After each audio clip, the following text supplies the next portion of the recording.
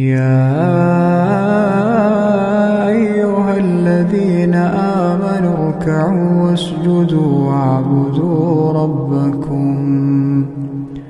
واعبدوا ربكم وافعلوا الخير لعلكم تفلحون. السلام عليكم، ازيكم؟ عاملين ايه؟ يا رب تكونوا بخير ان شاء الله. النهارده فيديو جديد وروتين جديد، بس قبل ما ابدا الفيديو كده عايزه اقول لكم انتوا وحشتوني جدا من الفيديو اللي فات. وكل سنه حضراتكم طيبين، ويا رب تتعدى عليكم الايام الجميله اللي احنا فيها دي. وعايزه اقول لكم والله يعني بعتذر كده من اولها كده على صوتي علشان عندي برد. عايزه اقول لكم مصوره الفيديو ده بقالي فتره، بس مش عارفه والله هنزله لكم بسبب الصوت. يعني كنت مستنيه كده اما يرجع وبعد كده اقوم بقى ايه اسجل لكم الفيديو. تعالوا كده بقى نسمي الله ونصلي على رسول الله عليه افضل الصلاه والسلام، ونبدا يومنا كده باذن الله بكل نشاط. وعايزاكي بقى كده ايه تاخدي، يعني هو روتين النهارده روتين كده ايه فرحه، روتين كده بريحه العيد هتشوفوه ان شاء الله مع بعض كده في الفيديو. في البدايه كده يا بنات انا قمت كده شغلت كده فتحت البيت والشقه يعني عشان ادخل كده هوا وتتهوى كويس. وقلت كده يعني اشغل الغساله. وطبعا اعمل دوره كده يا بنات. يعني ايه، قلت اجيبها يعني معاكم او اشارك معاكم. انا كنت هغسل الوان فاتحه، فقلت اشارك معاكم يعني طريقتي للبرنامج، عشان في ناس المره اللي فاتت قالت لي ان هم يعني ما فهموش يعني حاجه من اللي انا قلته. فانا عايزه اقول لك هي بسيطه خالص. هي البرنامج اللي هو مكتوب على 40 ده احلى برنامج فيها. بيبقى اقتصادي في الكهرباء وكده، مش بيطول قوي وبيديك نتيجه كويسه. بالنسبة للمسحوق، المسحوق فيها بيبقى يعني أنا بحط المسحوق في قلب الغسالة، سواء جل سواء بودر. بيبقى أحسن كتير لما بتحطيه في درج الغسالة. وكمان الزهرة برضو بحطها برضو في قلب الغسالة، مش بستخدم درج الغسالة ده خالص. لو هتستخدمي بقى يعني عايزة ألوان فاتحة وكده، أنا بستخدم درجة الحرارة 50 بتظبطيها. هي البرنامج ده بيبدأ معاكي من 40 لحد 60 درجة، فأنا بستخدم 50 بصراحة. بستخدم كده ساعة ونص برضو في التوقيت وبشغلها، ومش بعمل لها نقع إضافي ولا حاجة، لأن البرنامج ده كويس وبيطلع لي الهدوم ما شاء الله زي الفل يعني. بس كده هي كانت بسيطة خالص، وأتمنى يا رب النهاردة بقى تكوني يعني شفتي وأنا بشغل البرنامج ويعني فهمت أكتر مني يعني. سبت بقى يا بنات الغسالة كده تاخد بقى شغلها براحتها خالص، ودخلت على المطبخ زي ما انتوا كنتوا شايفين كده. يعني ايه، يعني كنت سايبة بصراحة الأطباق بتاعة السحور، وكان عندي الغسالة أساسا يعني. يعني كانت كنت عايزة اشغلها اليوم ده لان عارفة ان انا هعمل حاجة، فهشغلها تريحني يعني شوية. فبصراحة يعني كنت سايبة اللي هي حاجة السحور لان ما كنتش قادرة، وقلت الصبح ايه هبقى احطهم في الغسالة وخلاص. فحطيت كده الحاجات اللي هي عايزة تتحط او بينفع ان هي تدخل الغسالة، والحاجات اللي مش بتنفع بدأت ان انا اغسلها على ايدي. بس فاليوم ده يا بنات انا كنت ناوية ان انا هعمل الكحك بتاع العيد. بصراحة كان قبلها كده بكام يوم والله يا بنات كنت يعني ايه، كان عندي دور برد، جالي دور برد كده وبصراحة نمت فيه شوية وبس.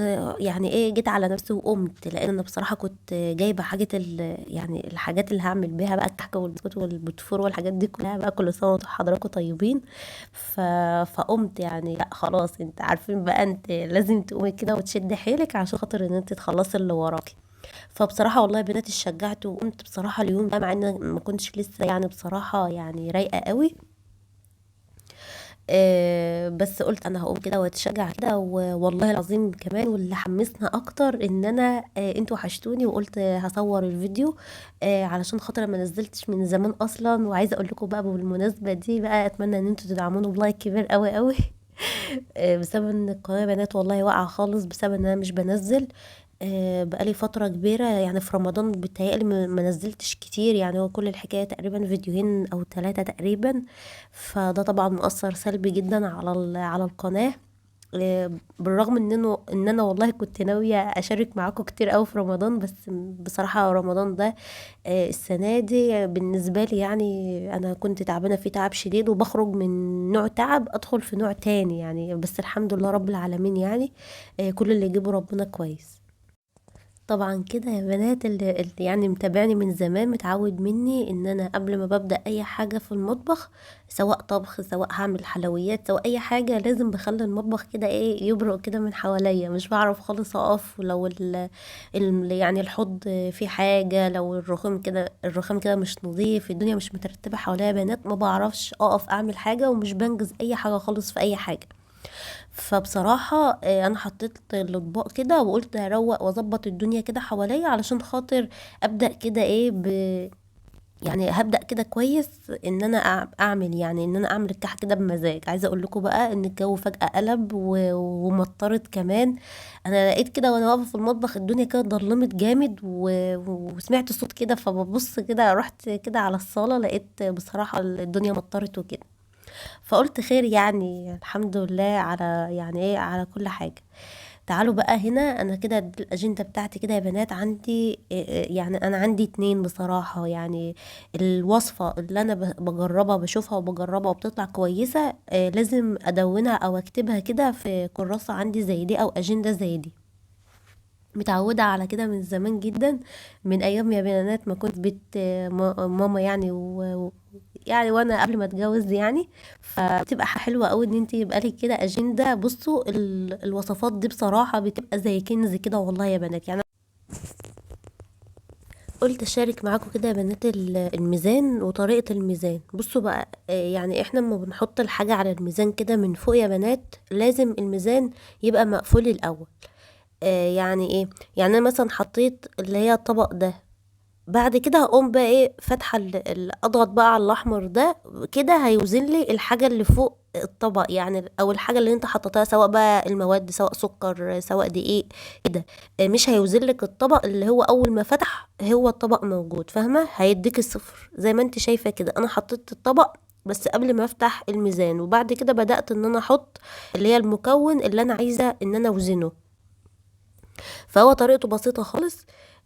قلت بس يعني اشارك معاكم كده علشان خاطر اللي بتلخبط في الميزان او كده يعني يفهم يعني من هنا.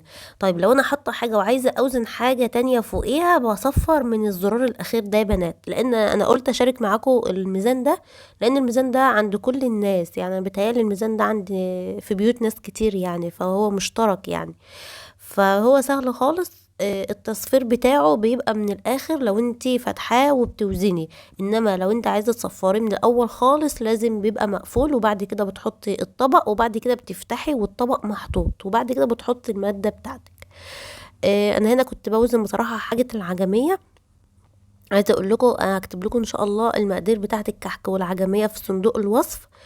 ان شاء الله تجربوها وان شاء الله تعجبكم جدا. باذن الله. انا هنا يا بنات بوزن السمنه بتاعتي.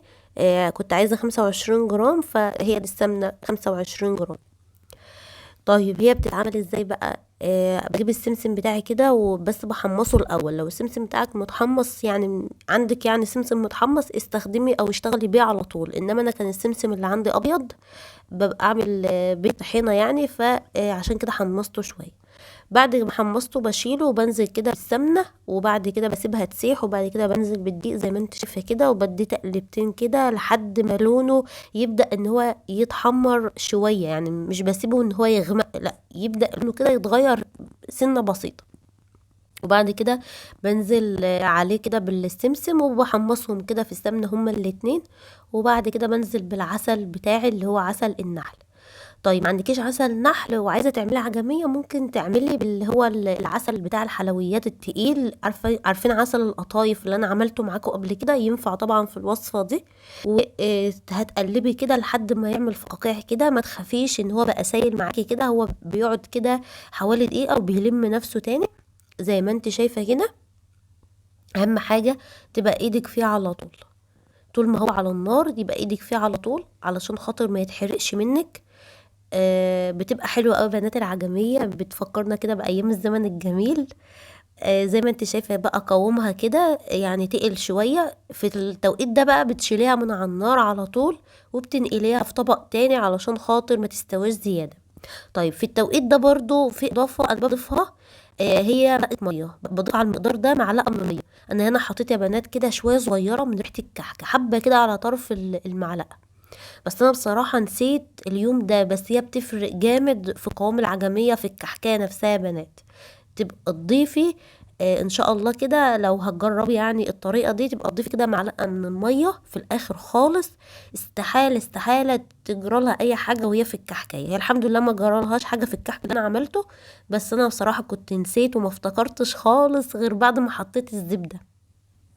اصلا هحط عليها زبدة كمان دلوقتي. لو حطيتي الزبدة وحطيتي المية استحالة تسكر منك، استحالة يا بنات يجرالها اي حاجة في الكحك وانت بتحطيها فيها. دي حتة كده خدتها وبردتها زي ما انت شايفة كده، يعني ما قطمتش ما عملتش، يعني طرية معاكي في ايدك. بس في زي ما بقولك كده، جربتي بس تحطي معلقة من المية معاها، استحالة يجرالها اي حاجة منك، وتبقى بصوا طرية جدا معاكي. زي ما انتوا شايفين كده، انا كنت سبتها هدت خالص، وبعد كده بضيف عليها معلقة كبيرة من الزبدة وببدأ ان انا اقلبها.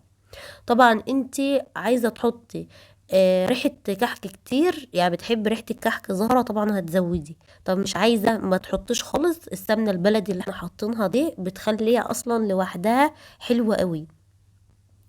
طيب عايزة تحطي اللي هو ريحة الموز، انا بصراحة بفضل ريحة الموز على على الملبن، بحب احطه على الملبن، بيبقى يعني في الملبن بيبقى قوي وحلو عن العجمية السمسم والسمنة البلدي والحاجات دي بتبقى عطيالها كده ريحة حلو وطعم احلى.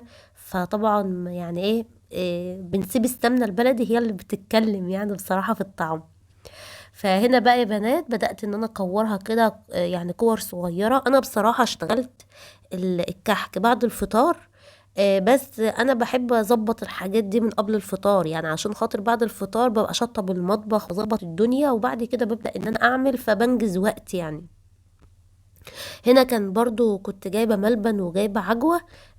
بحب انا الكحك اللي بيبقى فيه عجوة يا بنات، بحبه جدا، بحب العجوة كده بكل تفاصيلها.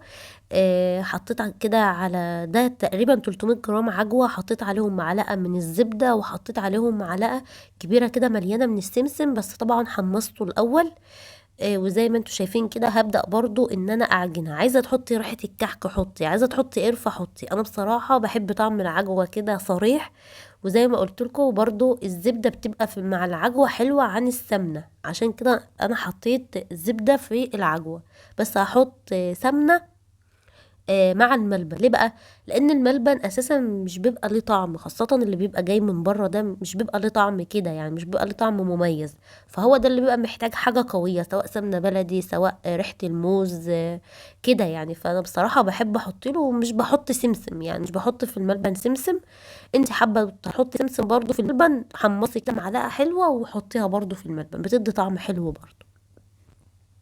زي ما انتوا شايفين برضو بدأت ان انا اكور العجوة بتاعتي. بيوفر عليكي كتير جدا يا بنات ان انت تجهزي الحشوات دي قبل ما تبدأي في شغل تحت. بتلاقي نفسك بتنجزي، مش بتطولي، يعني بدل ما هتقعدي تعملي بقى وتكوري في الحاجات دي كلها، لا انت خلاص انت بقى بتبدأي تعملي العجينة، ويا دوب بقى في التشكيل والحاجات دي، والدنيا بتنجز معاكي. فطبعا اليوم ده انا ببقى طبعا عامله حسابي ان بقى في اكل من قبلها بيوم، وبقعد انا اشتغل بقى طول النهار في الحشوات دي. بس بصراحه بتبقى حلوه قوي قوي يا بنات، ريحه العيد وريحه الكحك وريحه الموز والسمنه البلدي وريحه الملبن، فالدنيا يعني يا رب يديمها نعمه علينا كده، ويديم الصحه. اهم حاجه الصحه والله يا بنات، اهم من اي حاجه، يديمها كده في حياتنا، عشان خاطر ان احنا كده نقوم ونعمل الحلو كله لاولادنا يعني. يا أيها الذين آمنوا اركعوا واسجدوا واعبدوا ربكم وافعلوا الخير لعلكم تفلحون. يا أيها الذين آمنوا اركعوا واسجدوا واعبدوا ربكم. انا هنا يا بنات كنت بعجن بقى في الملبن خلاص. حطيت عليه السمنه، وحطيت عليه اللي هو ريحه الموز، وبدات ان انا اعجنه كده. في ناس على فكره بتحط شويه دقيق، عايزه تحطيها برضو يعني ان هو يعني ايه، لما يدخل الفرن يحافظ على قوامه، فممكن ان انت تحطي حوالي كده معلقه صغيره، بيفرق برضو في القوام بتاعه. بس بصراحه ما حطيتش، لان هو كان عليه نشا كده زي ما انتم شايفين، فبصراحه ما حطيتش. كنت خلصت بقى الحشوات، ويعني المغرب كان قرب، ويعني فطرنا الحمد لله وكده. فقلت بقى اشطب المطبخ طبعا قبل ما ابدا. ضروري جدا يا بنات ان انتوا تروقوا الدنيا كده من حواليكوا قبل ما تبداوا، علشان خاطر يعني ايه تشتغلي كده بمزاج والله، وتطلعي بتفرق، بتطلع الحاجه كده بنفس، والحاجه تطلع معاكي حلوه كده، وما تبقيش شايله هم ان انت ما هتخلصي لسه هتقفي وتعملي في المطبخ وكده. لا، لما تقفي كده في حته نظيفه ده بيشجعك اكتر ان انت كده تبدعي كده وتعملي حاجه كده بفرحه وبهجه كده وبمزاج. يعني بتفرق والله يا بنات. احب اشارككم كل الحاجات اللي انا بعملها يعني هي والله مش عشان انا بصور بعمل كده، لا ابدا، دي طبيعتي.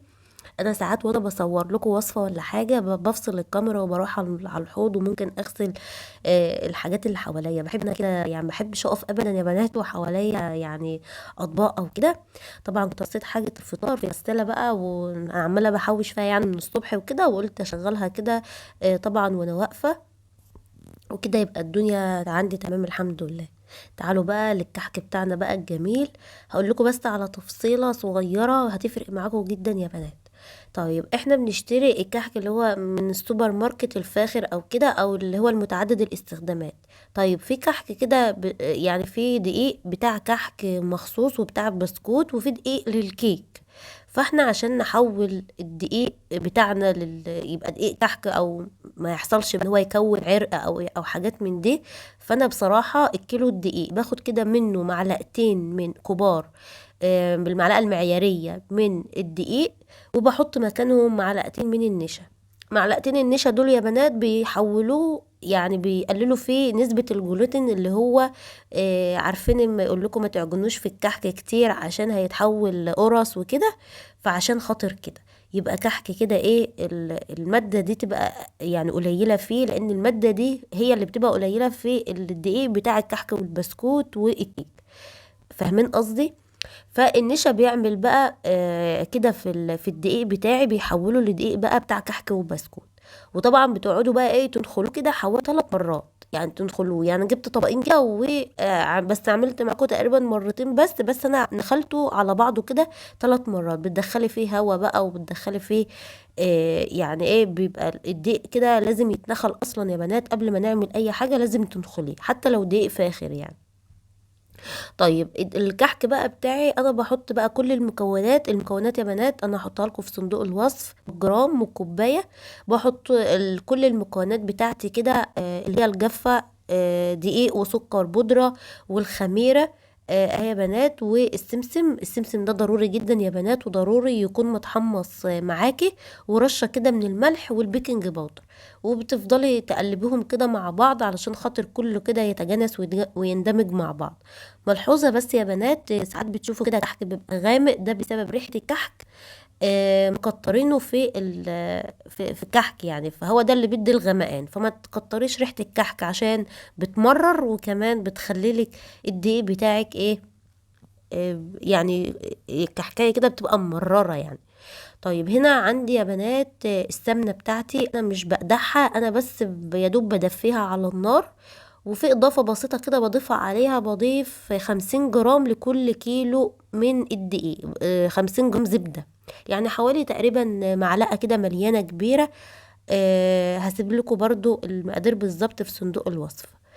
وبعد كده بسيحهم كده مع بعض، وبنزل على الدقيق بتاعي، وابدا ان انا بس الدقيق بتاعي بين ايدي كده، يعني علشان خاطر السمنه تدخل في كل الدقيق بتاعك. عايزه اقول لكم البس ده اهم حاجه في الكحك يا بنات، اهم حاجه ان انت تبسيه كده كويس. لو عندك عجان ما بياخدش منك 5 دقايق، انا اشتغلت بايدي معاكم علشان خاطر تتشجعوا كده وتحمسوا وتقوموا تعملوه. انما لو هتعمليه كده على ايدك زيي، لازم تعمليه كده حوالي 10 دقايق لربع ساعة يعني. كل ما بسيتي كل ما يطلع معاكي حلو كده ومبسوس كده وجميل. بعد كده جبت ربع كوباية من اللبن، وكملت الكوباية مية، وبعد كده دفيتها. وهبدأ بقى ان انا اضيفها على الكحك، ومش بنعجن يا بنات احنا، بس هو بس الصورة متسرعة انما انا مش بعجن، انا بس بقلب العجينة عشان المية كده واللبن يختلطوا بالمكونات. زي ما انت شايفة لحد ما تتكون معاكي، ما تعجنيش فيها كتير، لحد ما تتكون معاكي عجينة كده مش بتشقق معاكي. طيب لو العجينه بتاعتك شققت معاكي يبقى تضيفي على طول معلقه من الزبده، اوعي معلقه سوري من السمنه. اوعي تضيفي ميه او لبن، هينشف معاكي جدا وهيبقى زي القرص. فلو هو نشف معاكي ضيفي سمنه، بس ما تضيفيش اي مواد سايله، لان المواد السايله كل ما كترت في الكحك كل ما هيطلع معاكي ناشف ومش مبسوس كده ومش دايب ومش هيبقى حلو خالص. زي ما انت شايفه كده انا بحط بقى الملبن وببدأ ان انا اكور زي ما انت شايفة. انا كده نقشت كده 2 معاكم. بحب انا المنقاش ده، كنت جايباه من عند والدتي يا بنات. حتى الصجان اللي عندي دي كانت هي برضو مديهم لي بعد ما اتجوزت. كنت بدأت كده بقى احب الحاجات دي وان انا اقعد اعمل وكده. بجد يا بنات جربوا، يعني احنا ممكن نروح نشتري على فكرة وهنريح دماغنا على فكرة. بس والله جربي كده، تقفي بقى وحواليكي ولادك وجوزك وقاعدين بقى انتوا كلكم بتعملوا كده، فبجد يعني بتبقى فرحة. وهي دي فرحة العيد، الكحك وكل الحاجات دي يا بنات. ربنا يخليكم كده وتعملوا الحلو كله لأولادكم. انا عملت شكل كده يا بنات اللي هو فيه العجوة، عملته بشكل البصمة، انما العجمية عملتها كده بالمنقاش هي والملبن بس. وانا بقى في الفرن ببقى حمر كده ايه العجمية، ببقى حمرها كده ايه قوي، يعني ببقى عارفة بقى وانا لما اجي احط كده السكر البودرة ببقى عارفة ان ده عجمية او ده ملبن يعني. فزي ما انتوا شايفين بقى اولادي طبعا لازم يدخلوا في الموضوع وقاعدين بقى يعني بنفرح ومفرح اولادكم. والله بتبقى فرحة، وهو العيد ايه غير الحاجات دي بقى كده وتفرحوا مع بعض. ربنا يا رب يبارك لكم في اولادكم ويخليكم لبعض يا رب، اللهم امين يا رب العالمين. يا أيها الذين آمنوا اركعوا واسجدوا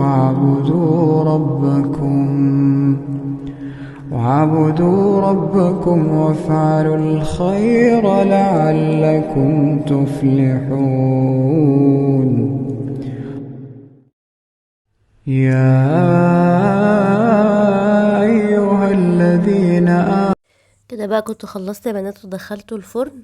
طبعا السادة بيبقى على درجة حرارة 160، انما اللي بقى فيه عجمية بيبقى على درجة حرارة 190.